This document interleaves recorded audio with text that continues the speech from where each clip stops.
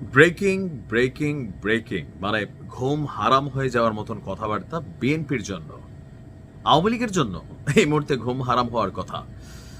তবে জামাত ইসলামের নেতাকর্মীরা আপনারা জেনে আশ্চর্য হবেন যে মার্কিন যুক্তরাষ্ট্র এবার বাংলাদেশের রাষ্ট্র ক্ষমতায় জামাতকে দেখতে চায়।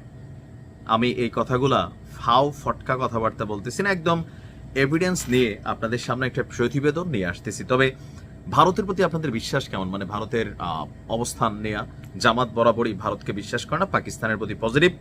তবে ভারতেরই একটা গণমাধ্যম এই চাঞ্চল্যকর প্রতিবেদন দিয়েছে যে আমেরিকা এবার ইন্টারেস্টেড হচ্ছে জামাতের প্রতি। আর এই তথ্য কে দিয়েছে? সেই গণমাধ্যমকে বাংলাদেশ ভিজিট করে যাওয়া একজন মার্কিন কূটনীতিক। আপনারা জানেন যে 5ই আগস্টের পর জামাতের সাথে পশ্চিমা শক্তিগুলো, ইউরোপীয় ইউনিয়ন থেকে শুরু করে আমেরিকার অনেক ব্যক্তিরা এই দেশে আসছেন, জামাতের সাথে বৈঠক করছেন। এবার আসুন সেই বৈঠক থেকে তলে তলে মানে কি গড়ে উঠছে। ভারতীয় গণমাধ্যম এই সময় তারা একটা প্রতিবেদন করেছে, ভারতীয় সাংবাদিক অনমিত্র চট্টোপাধ্যায়ের বিশেষ প্রতিবেদন, পূর্বের হাওয়া পর্ব 3, ইসলামী জোট গড়ে জয়ী হতে পারবে কি জামাত, এটা ছিল তার প্রতিবেদন। তো সেখানে তিনি বলছেন যে বাংলাদেশে কাজ করে আসা মার্কিন কনসুলেটের একজন কূটনীতিক, তিনি জামাত ইসলামীকে আমেরিকার পছন্দের বেশ কিছু কারণ সামনে এনেছেন। তবে সেই কূটনীতিকের নামটি তিনি প্রকাশ করেননি। তার কাছে প্রশ্ন ছিল, বাংলাদেশ জামাত ইসলাম কেন আমেরিকার কাছে এখন প্রিয়? জবাবে তিনি অনেকগুলো কারণ দেখেছেন। নাম্বার 1, যে জামাতের নেতারা উচ্চ শিক্ষিত, বাণিজ্যিকভাবে অত্যন্ত সফল। শতভাগ কিন্তু সঠিক, শতভাগ। আপনি অ্যাভারেজ বাংলাদেশের আওয়ামী লীগ বিএনপি নেতাদেরকে যদি আপনি কোয়ালিফাইড করেন, উপজেলা চেয়ারম্যান থেকে বা কর্মীদের মধ্যেও জামাত ইসলামের নেতা কর্মী 99% শিক্ষিত, মানে যারা নেতা লেভেলে কাজ করেন, এবং কি এমপি বা বিভিন্ন জায়গায় ডাকসু সহ বিভিন্ন জায়গায় আপনি দেখবেন খুবই হায়ার ম্যারিটিয়াল যে স্টুডেন্টগুলো আছে, খুবই মেধাবী ছাত্র যারা, তারাই কিন্তু বিভিন্ন জায়গায় নেতৃত্ব পায়। আর ব্যবসায়িকভাবে বাংলাদেশের 3-4টা যতগুলো দল আছে, জামাত সুপ্রতিষ্ঠিত। কারণ সঠিক, ওকে। নাম্বার 2, তাদের আচরণ খুব ভদ্র সভ্য, কথা বলা যায় তাদের সাথে।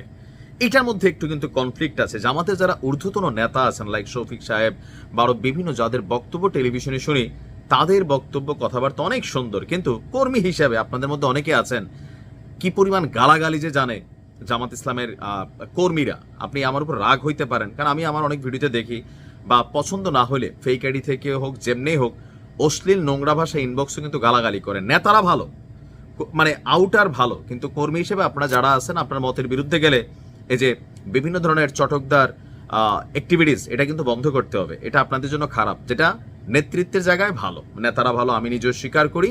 কথা শুনলে মনে হয় যে একটা দেশে শান্তির হাওয়া বয়ে যাবে, কিন্তু কর্মীদের মধ্যে এমন অনেক কর্মী আছেন, আমি নিজেও কয়েকজনকে চিনি। আপনারা পরিবর্তন হন, ঠিক আছে? আচ্ছা, নাম্বার 3, তারা ফেলে আসা ইতিহাসের কোনো একটি সময়ে ভিন্ন পদক্ষেপের কারণে বাংলাদেশের শাসক দলের হাতে নির্যাতিত এবং মানবাধিকার বঞ্চিত। এটা তো আমেরিকার ইন্টারেস্টেড আছে, মানে 71 ইস্যুতে আমেরিকা কিন্তু পশ্চিম পাকিস্তানের সাপোর্টার ছিল, পূর্ব পাকিস্তানের না। খেয়াল আছে তো আপনাদের? তারা পাকিস্তানকে সাপোর্ট করছে, আমাদেরকে না। তো সেই জায়গা থেকে এটাও সামনে নিয়ে আসছে। 4, জামাত গণতান্ত্রিক ব্যবস্থায় বিশ্বাস করে।